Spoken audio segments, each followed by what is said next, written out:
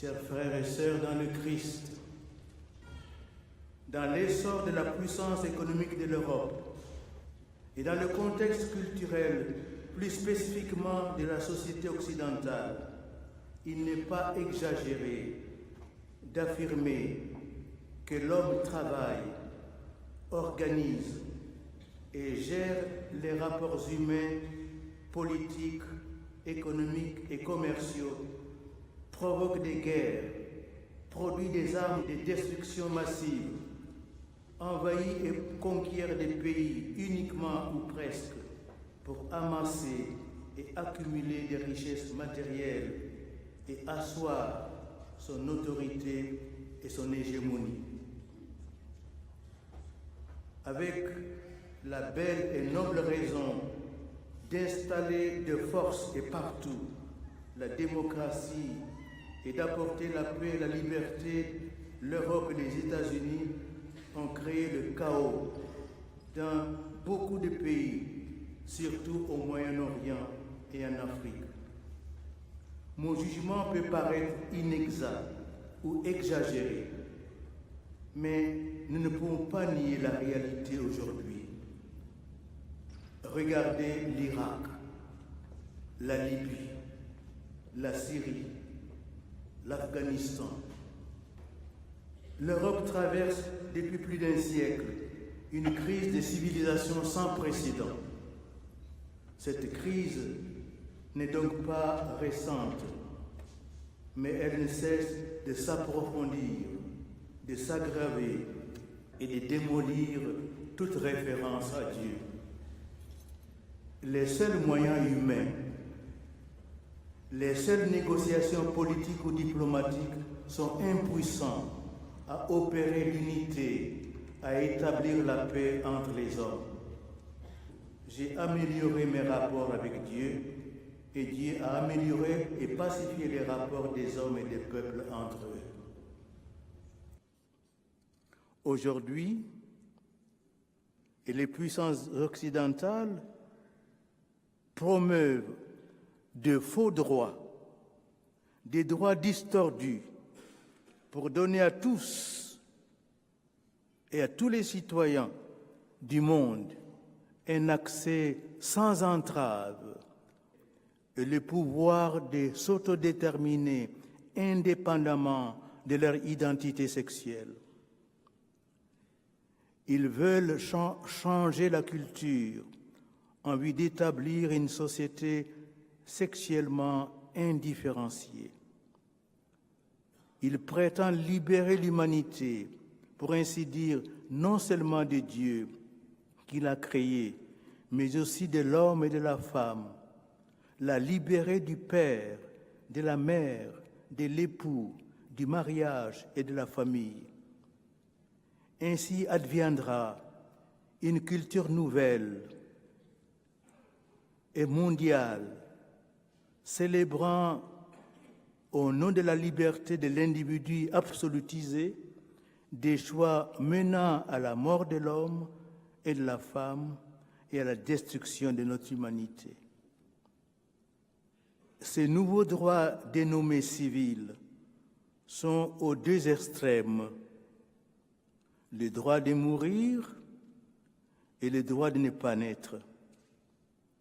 Entre les deux se placent les droits à l'avortement, le droit aux manipulations génétiques, le droit à l'enfant réduit à n'être qu'une chose ou un objet. Mais il y a aussi le droit à l'insulte et à la profanation des religions. En regardant et en analysant notre monde et sa volonté d'émancipation et d'autonomie par rapport à Dieu, nous constatons bien qu'au nom d'une perversion de la liberté, désormais déboussolée, nous sommes confrontés à une tentative sans précédent dans l'histoire de l'humanité, celle de détruire l'humanité elle-même, de détruire la capacité que l'homme a naturellement, la capacité d'aimer, et de priver ainsi l'humanité d'une source irremplaçable de lumière, de force et d'amour, c'est-à-dire Dieu. Ce qui ruine l'homme, c'est sa rupture et la destruction de ses rapports personnels avec Dieu. Ce qui nuit au vrai bonheur de l'homme, c'est la confusion et le déséquilibre des esprits, c'est l'esclavage de l'argent, c'est l'exploitation à des fins commerciales et égoïstes du rêve secret que l'homme porte dans son cœur. C'est la méconnaissance de la vraie valeur de l'homme. C'est l'oubli des finalités essentielles de la société. Ce qui fait que nous n'avons même plus le temps ni de vivre, ni d'aimer. Nous avons tué Dieu et sommes en train de détruire l'homme. Cette destruction aboutit finalement au refus de prendre connaissance du plan de Dieu sur l'homme.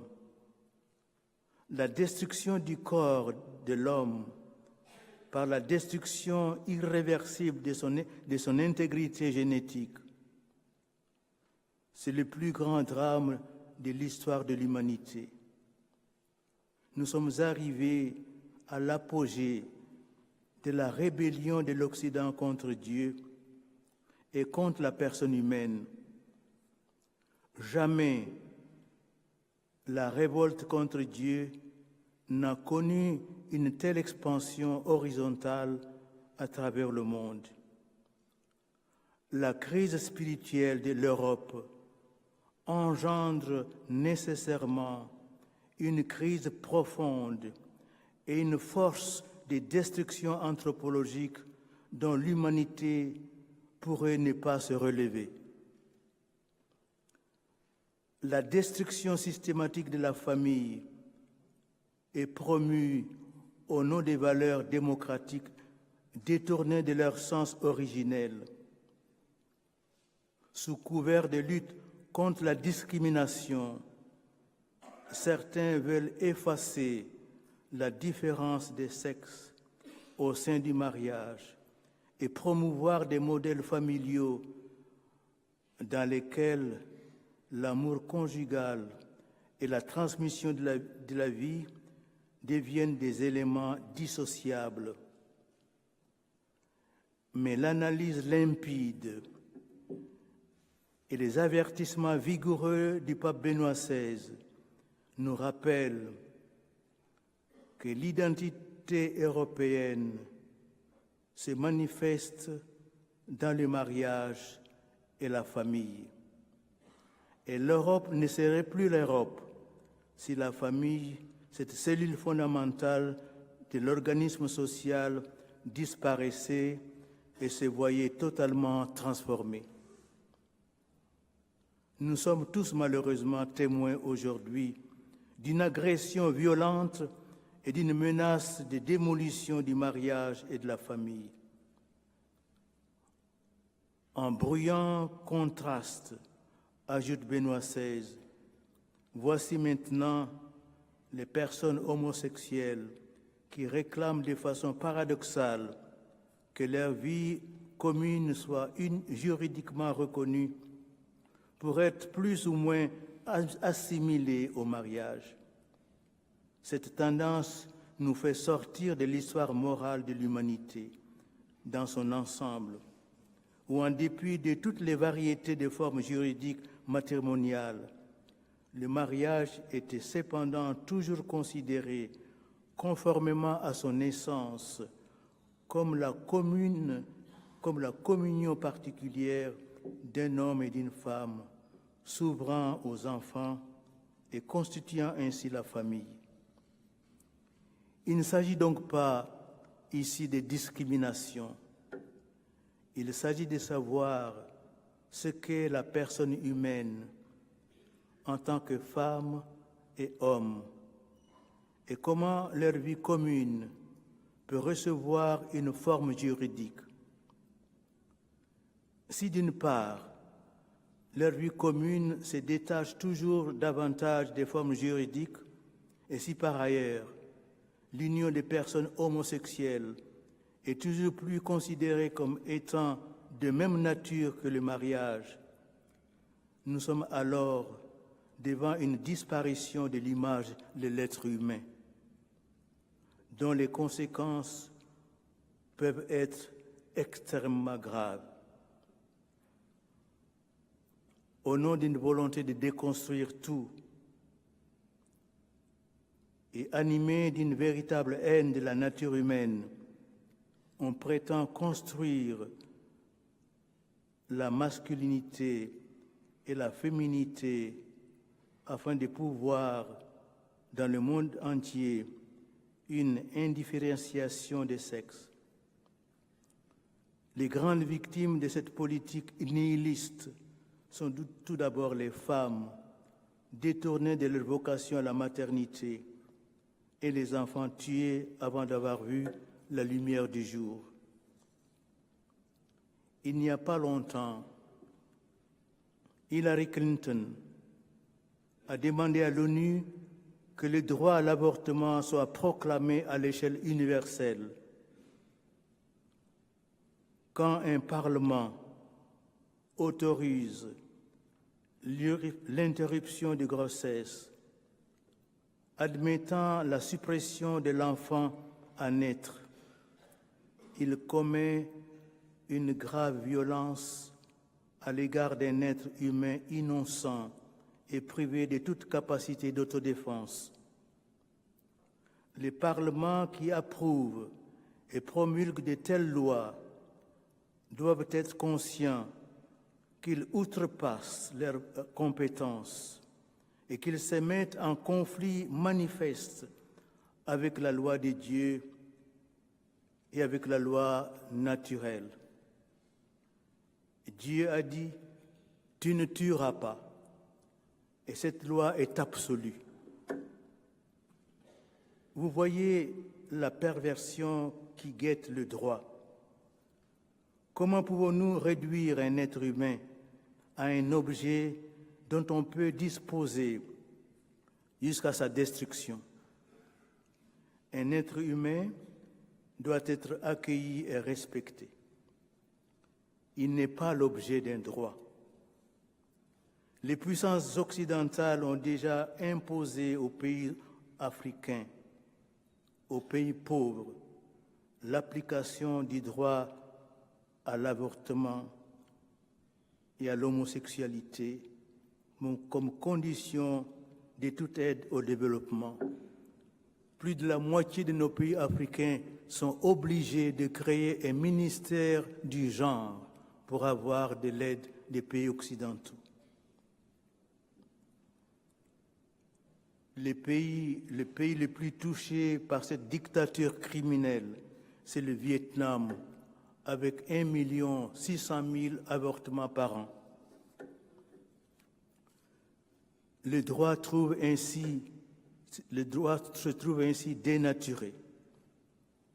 La médecine elle-même se trouve pervertie, puisqu'au lieu de chercher à guérir, à améliorer la santé, à adoucir la souffrance, elle consent à se mettre au service de la mort avant comme après la naissance.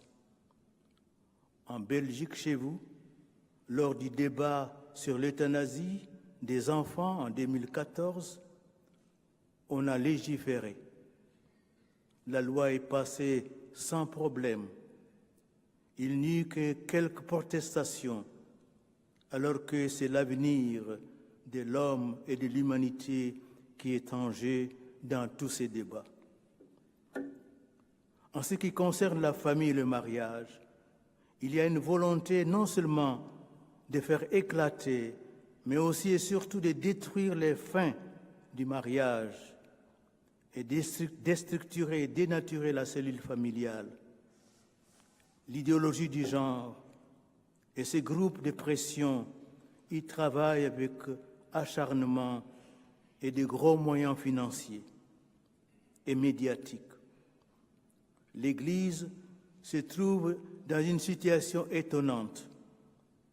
Des hauts prélats, issus surtout des nations opulentes, s'emploient à apporter des modifications à la morale chrétienne concernant le respect absolu de la vie dès sa conception jusqu'à la mort naturelle, les divorcés remariés et d'autres situations familiales problématiques.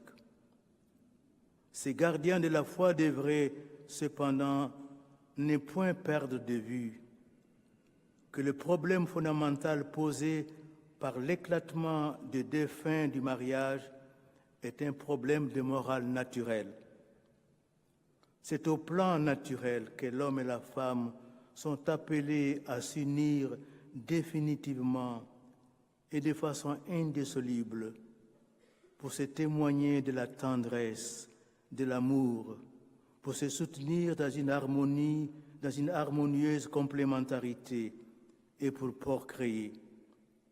Paul VI, avec une grande intelligence et une parfaite fidélité à l'enseignement de l'Église, voulait surtout, à travers humanité, souligner deux aspects indissociables de l'acte conjugal, l'union et la procréation.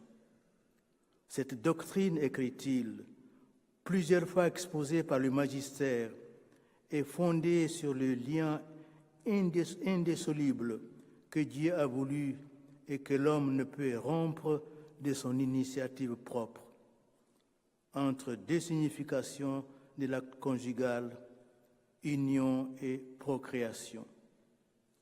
En effet, par sa structure intime, l'acte conjugal, en même temps qu'il unit profondément les époux, les rend aptes à la génération de nouvelles vies, selon des lois inscrites dans l'être même de l'homme et de la femme.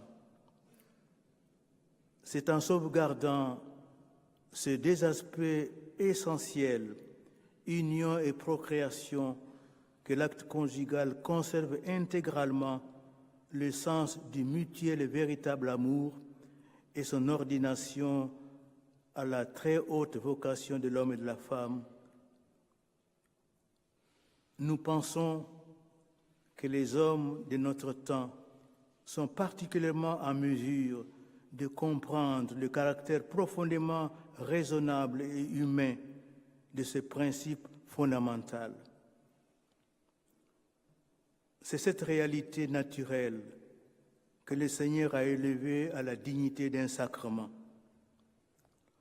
Face aux puissances qui ébranlent actuellement la famille, l'Église devrait se découvrir la vocation d'être la seule instance qui soit en mesure de sauver la sexualité humaine et l'institution naturelle du mariage et de la famille.